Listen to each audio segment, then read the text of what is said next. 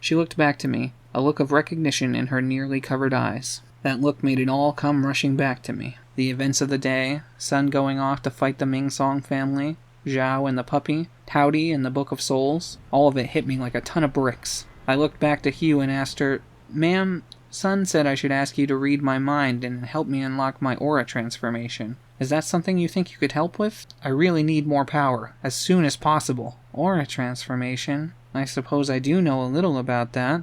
But are you sure you want me to read your mind? I need to see everything, and I mean everything. You won't be able to hide your secrets from me," she explained seriously. I only nodded. "Well, if you're sure, I'll try," she agreed. With that, she extended a hand and reached out for me. I expected her to put her palm on my head or something like that, but instead she merely placed it on my shoulder. I could feel her presence reaching within me, but I was taken aback when she said, "Please try to relax. You're too on guard." It took me a second to register what she said, but then I closed my eyes and started breathing deeply, focused only on my breath. I felt her spirit in my mind, wandering my memories like they were an art gallery to be observed.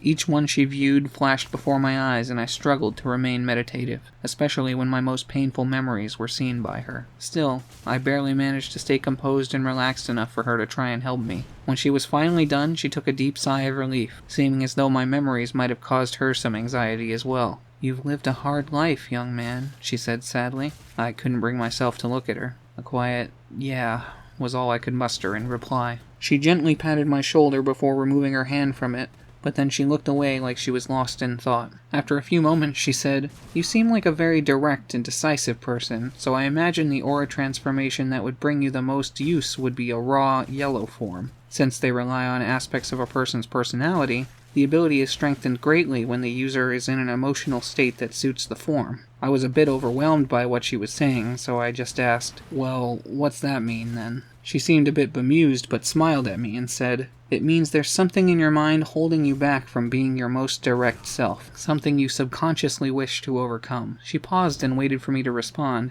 but I was still processing that information, so to help me along, she said, "Usually it's closer than you realize.